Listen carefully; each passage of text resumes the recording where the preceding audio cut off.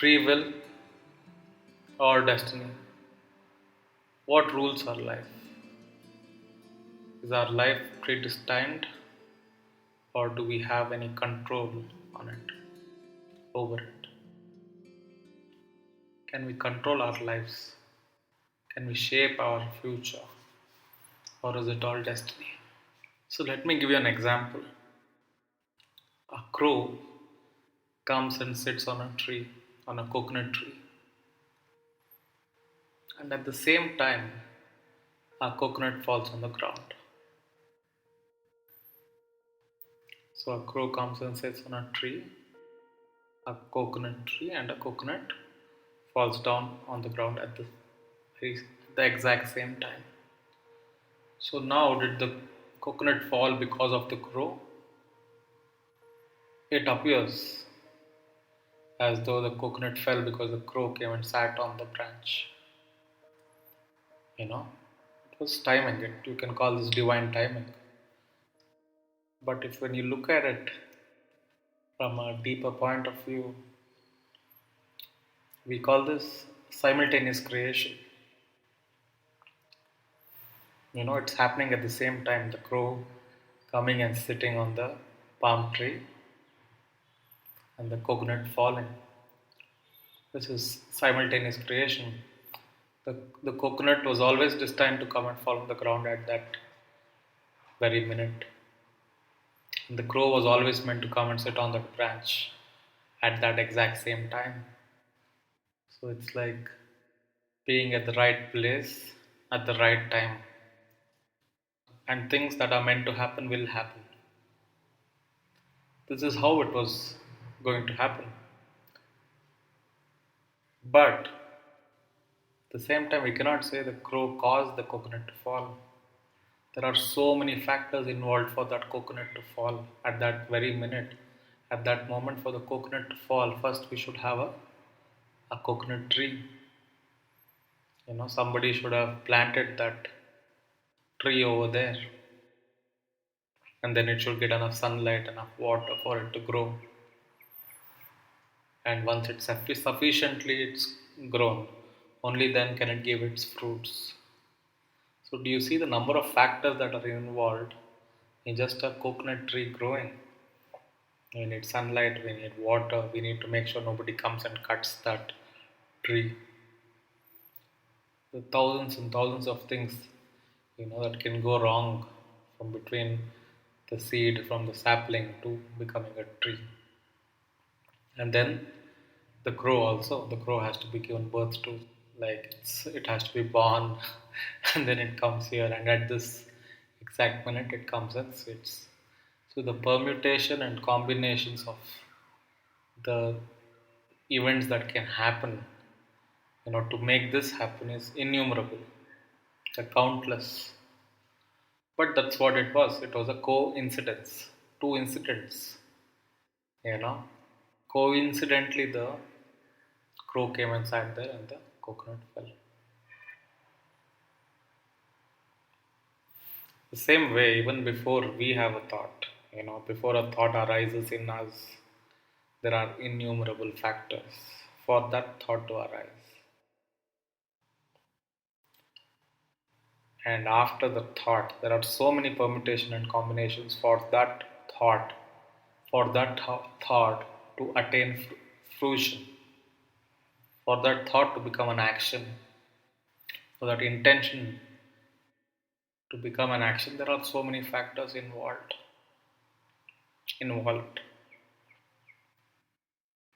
So where did this thought come from? Suppose you say, I want to drink water. For you to drink water first, there needs to be water, and then the thought should arise in you that I want to drink water. Where did that thought arise from? So what I'm trying to say basically in a very simple manner, it is a complicated subject, but what I'm trying to explain is that we are not in control of the thought that arises in us. And neither can we create a thought in us, because a thought is a result of many, many, many things. It is a result of memory, and memory is not created just by you. Memory is a combination of your own ideas about so many events and about so many circumstances, about so many people. So, for a memory to be created in you, for you to create a memory in you, there has to be an event, and for an event, so many thousands of things have to come in place. We get what I mean? So, to a certain degree, we can say that God's creation is all destiny. There are the five elements. We cannot change the elements. You cannot change the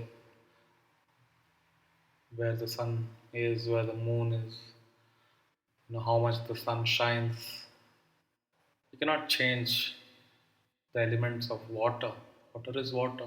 So God's existence or God's creation is destined. Just like from a mango tree, we get a seed, and that seed will go on to become a mango. It's very unlikely that a mango seed will give birth to an apple. You know what I mean? So this is God's creation. But a man has free will in his own creation.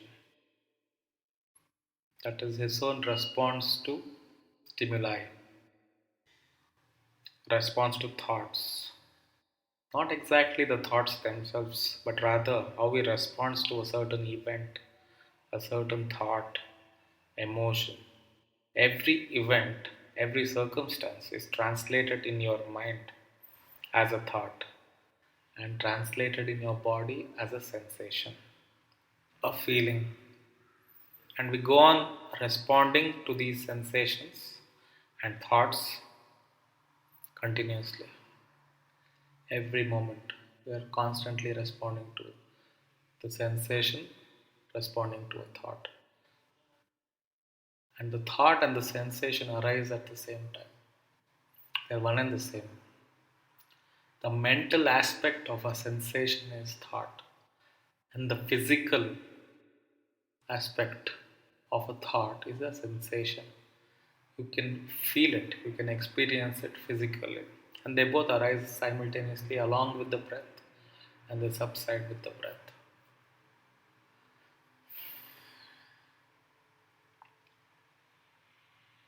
And we go on responding to these sensations and thoughts. Both of them arise together and fall together. And we are fueling this mechanism with our attention and by providing more fuel of thoughts and feelings. And we go on responding to these sensations and thoughts. Both of them arise together and fall together. And we are fueling this mechanism with our attention, and by providing it with more fuel. And what is the fuel? Our response is the fuel. Our response to thoughts, our response towards our sensations. That is all there is to it. Without our deep interest in reacting to these inner ramblings, the mind loses its sway over us. The mind is only powerful because we give it power by responding vigorously to sensations and to thoughts. In reacting to the inner ramblings, the mind loses its strength. And when we don't respond to them, when we don't respond to the sensations, when we stop reacting to the sensations, the mind loses its sway over us. Its strength, so to say. So we become free in a way, free to live the moment freely, without the past and the future affecting it. See, as soon as we respond with either repulsion or attachment to a certain thought or a feeling, immediately we are caught up in the cycle, of past, present, and future. Because if you like this thought, for example, you want to hold it and you want this to exist in the future as well. But the future is new, the future is different, the future is fresh, and you're holding on to the past. So we drag on, our minds become heavy because of attachment. And we create bondage, we create a cage within us. You can never be free as long as you have attachment or aversion towards sensations, towards your own thoughts. As long as we are attached to a thought, the thought becomes action later on, and then this creates a series of unfortunate events.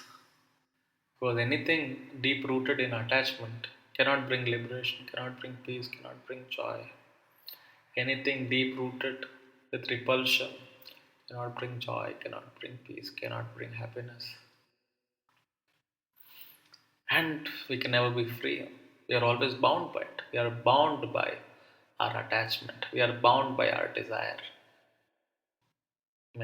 So the sense of free will, how can you be free as long as you are bound?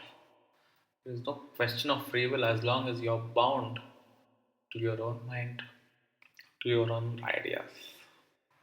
So without a deep attachment, reacting to these inner ramblings, the mind has no strength over us. To put it mildly, you can say that you have become free because you're no more reacting but acting.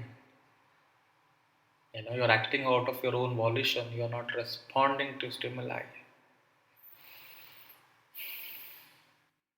So when you can be in the present moment without responding to stimuli, without reacting, the courage to stand alone, the courage to be silent, the courage to not respond, the courage to be as you are. Stop wanting to become something at all times. At all times, we are constantly wanting to become something, become. But if you give up this habit of trying to become and just be as you are, and how can you be as you are? You can only be as you are when you don't respond, when you don't react with emotion, with attachment or repulsion towards any thought that arises in you. Any thought that arises in you, just look at it as it is. Do not label it. Don't grab onto it. Don't push it away. Look, it appears, it stays for a while, and then it disappears. And then another thought appears, stays for a while, and then disappears. But you exist free,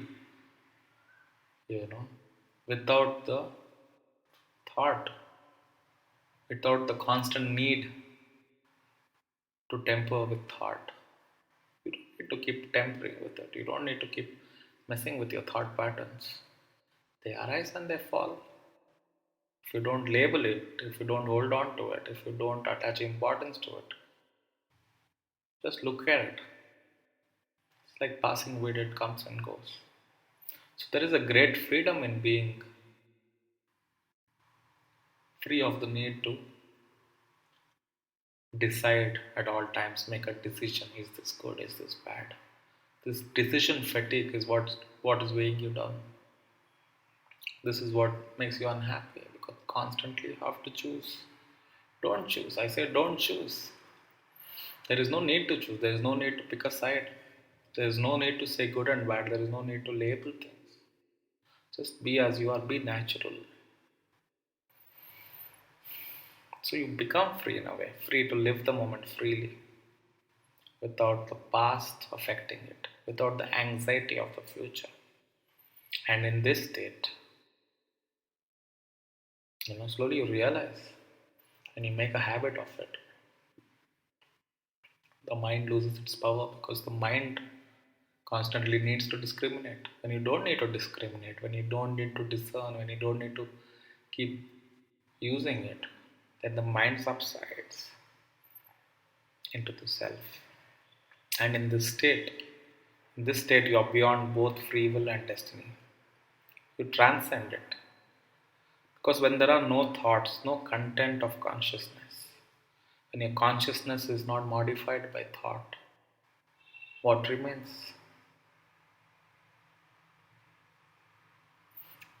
Choiceless awareness.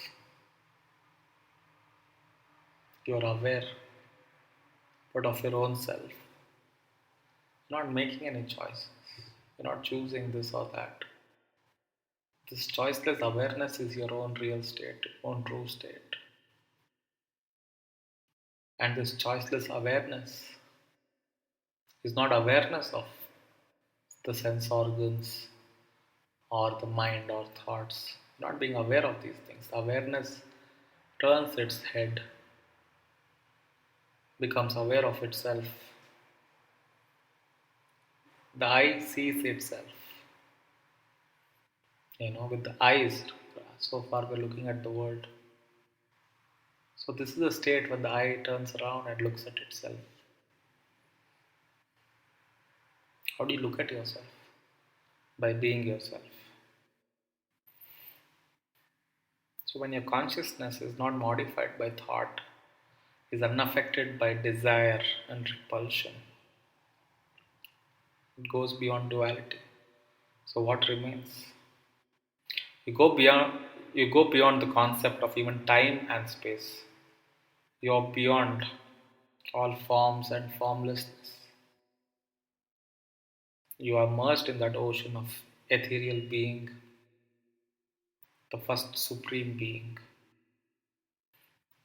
that supreme self, your own true state.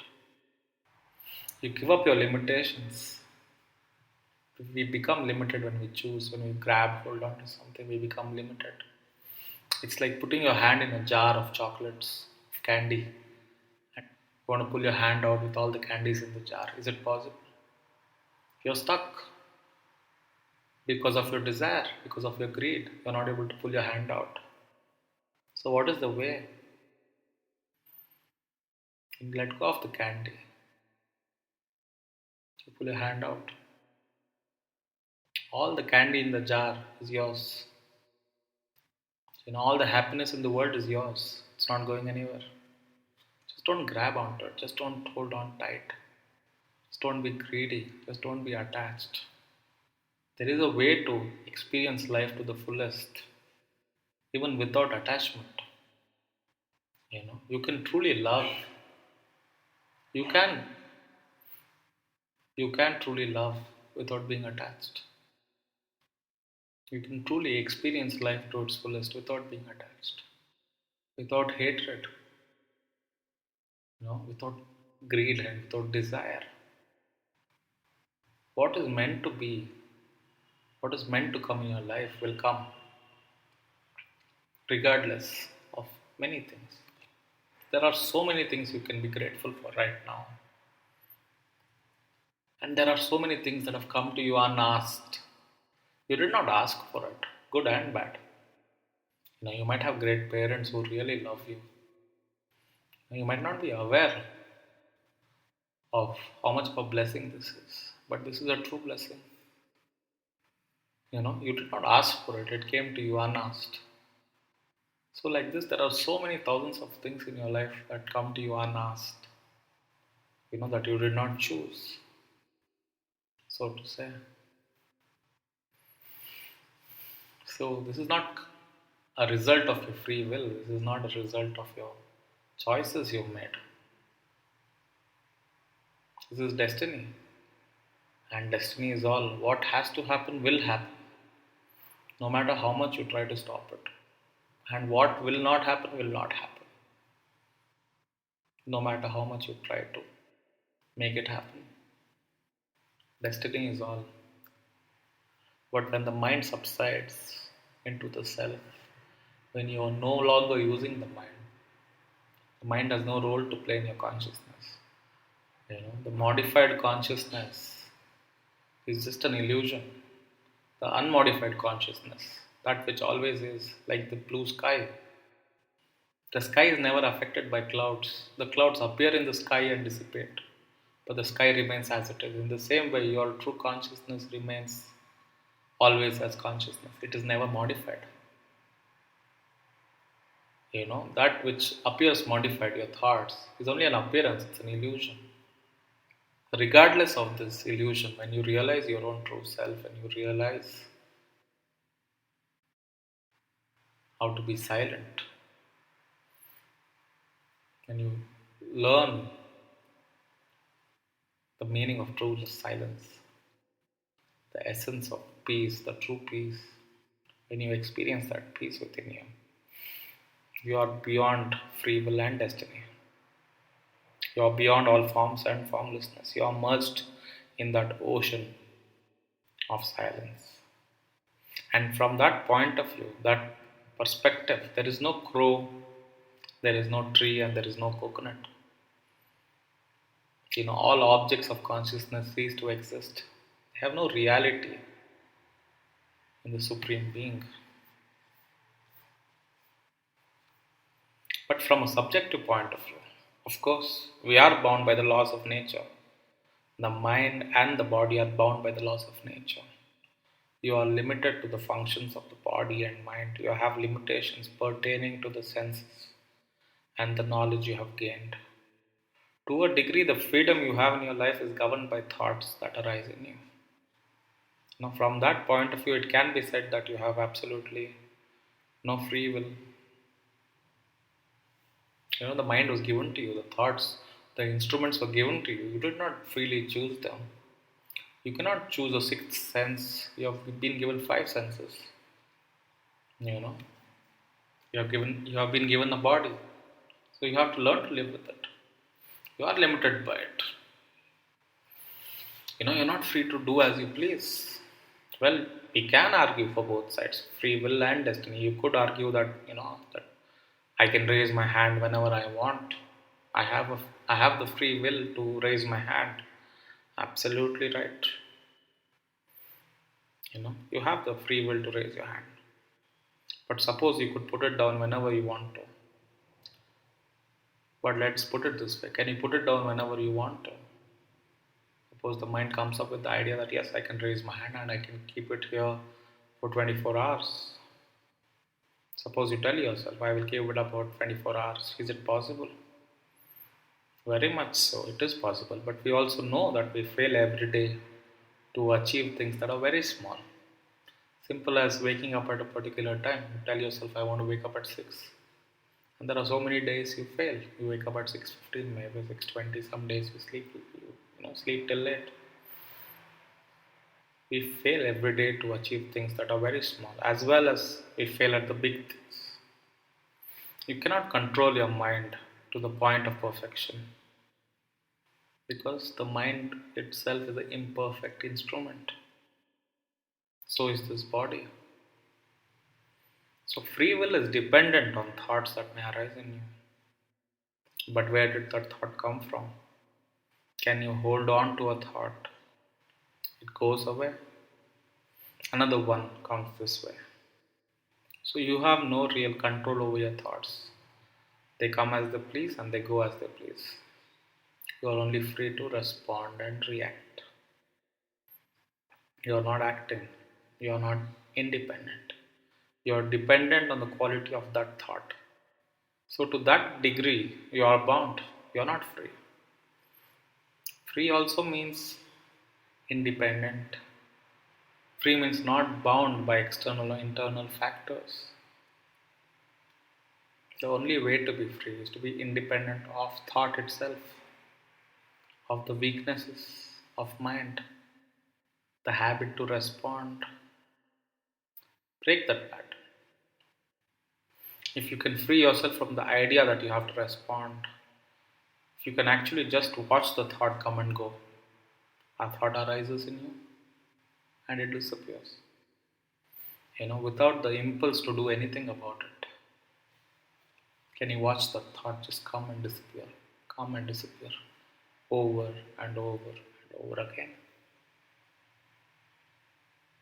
Can you free yourself from the idea that I have to do something about this thought, I have to hold on to it? And to free yourself from the idea of a response, you need to free yourself of the idea that you are a person.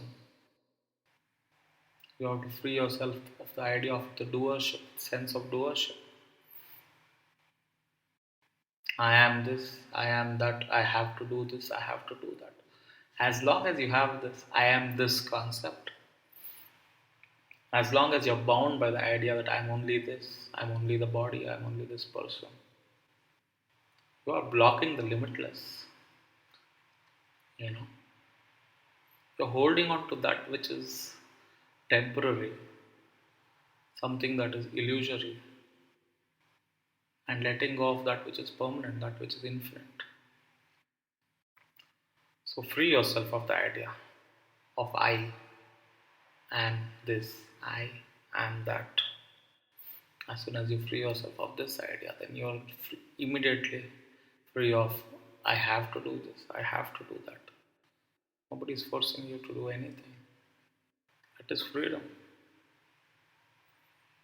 Being free of the impulse is freedom. Not necessarily not doing anything, just sitting on a chair all day. That's not what I mean.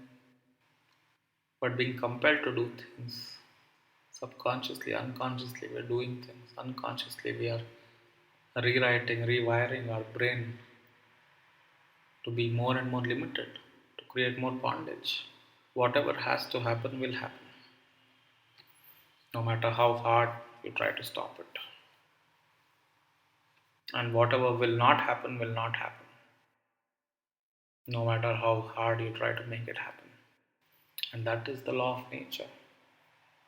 Everything is destined to be and become as they ought to. The seed of a mango tree will eventually become a mango. That is its destiny. In the same way, you carry within you the seeds of samskaras, the past actions, the habit patterns of your mind, the vasanas, your base vibration, and your own frequency of living. You live and vibrate at a certain frequency in this existence, in this world. And this seed, your seed, that seed will sprout and give its fruits accordingly. You can stop it. So the best thing is to let go of the seed. So the best thing is to let go of the need to change, the need to stop it. So the best thing is to let go of the need to change, the need to push and create with a sense of doership, holding on so tight to your own identity. Give up the idea of that I have to do this. Suppose you're traveling by train and you keep all the luggage on top of your head.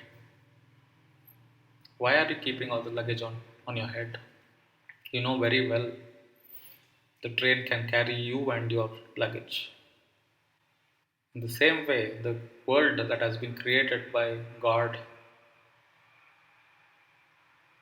by the Supreme Intelligence, it is carrying you and your, all your concepts. So you don't have to carry them. You don't have to carry your own samskaras and say, I have to do this.